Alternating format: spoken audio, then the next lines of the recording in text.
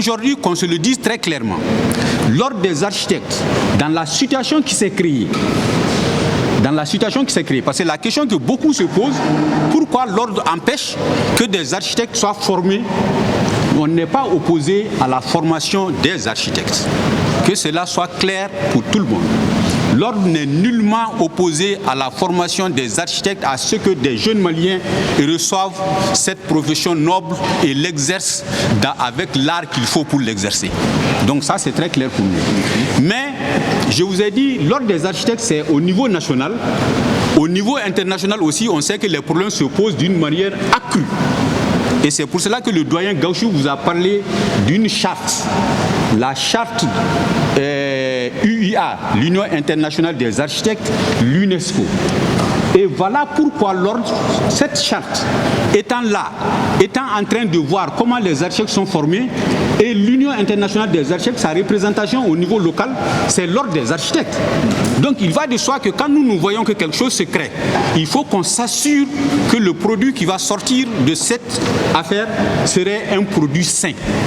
Voilà la position de l'ordre des architectes. Ce n'est pas pour s'opposer à quelqu'un qui veut créer une école. On sait le pourcentage d'architectes qu'il faut pour une population de 22 millions d'habitants.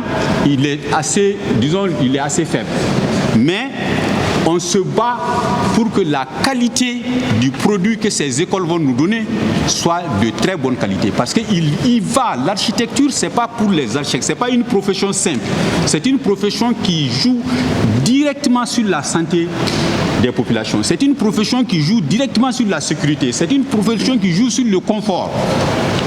Un peuple sans sécurité, sans santé, sans confort, imaginez ce que c'est que cette fête. Donc, l'Union internationale des architectes a signé cette charte. La charte a un contenu. C'est-à-dire le contenu de la charte, c'est qu'est-ce qu'un architecte doit posséder comme connaissance au cours de sa formation.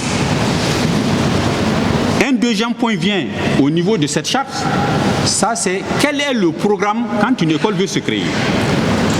L'Union internationale demande quel est le programme que l'école propose. Donc il y a une question de validation du programme d'enseignement au niveau de l'école.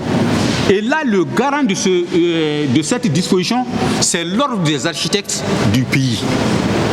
Donc, comme on vous a dit dans la loi elle-même, le peuple malien, à travers la loi, nous a dit que nous devrons nous saisir de toute question relative à l'architecture. Vous voyez d'où l'utilité publique de l'architecture. Et donc, si nous voyons qu'une formation est en train de se faire, on se pose la question quand même, est-ce qu'on ne s'est pas opposé à la création d'écoles? On n'a pas mis en cause une formation de quelqu'un. On a dit simplement, passez par le circuit normal d'accréditation de l'école et de validation de votre programme.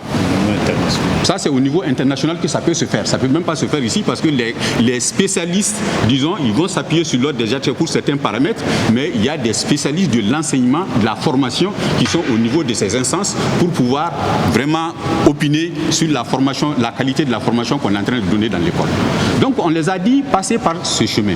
Effectivement, je me rappelle qu'à l'époque, c'est ce qui a fait que de cette époque à maintenant, d'ailleurs, le problème ne s'est pas crucialement aggravé si ce n'est pas ces derniers temps. Ils ont voulu passer et faire approuver ou bien valider le programme et se faire accréditer au niveau de l'UIA. L'ordre des architectes était disposé à les accompagner, mais vous savez que ce n'est pas une chose aisée. Comme je vous ai dit, il y a assez de critères, assez de réponses qu'il faut donner par-ci, par-là à différentes questions. Et je pense que le blocage, il a eu lieu là-bas.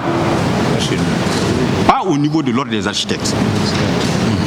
Donc le blocage, c'est comme ça que le blocage a eu lieu. Et je pense que la seule chose, c'était maintenant de venir peut-être s'appuyer sur la partie la plus faible et essayer de passer, ou bien de faire inscrire, ou bien de faire passer cette formation au niveau. Donc même, en fait, l'UIA a légiféré, a opiné sur cette formation pour permettre en réalité aux divers gouvernements, aux divers ministères, aux écoles, aux ordres professionnels de pouvoir avoir au moins un cadre ou bien des documents adapté à analyser la formation des architectes. Donc je pense que vraiment voilà là où le problème se pose par rapport à la formation. Donc si vous entendez que l'ordre des architectes est en train de s'opposer à l'ouverture d'écoles, on ne s'oppose pas à l'ouverture d'écoles, on veut que les écoles ouvrent dans les règles de l'art.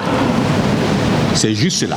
Donc on arrive au quatrième point de cette conférence, c'est-à-dire l'exercice de la profession. Donc vous suivez, on vous a défini ce que c'est qu'un architecte, on vous a dit ce que c'est que l'architecture, on vous a parlé de la formation de l'architecte et Aïcha a presque fait la transition en vous disant que ce n'est pas parce que quelqu'un a fait une formation d'architecte qu'il exerce obligatoirement la profession d'architecte, surtout à titre privé. Donc il y a la formation, il y a d'autres conditions qu'il faut remplir pour pouvoir exercer la profession d'architecte. Donc je vais demander au président Sidibé, parce que la loi qu'on a, c'est une loi qui a surtout légiféré, disons le législateur a surtout parlé de l'exercice de la profession d'architecte.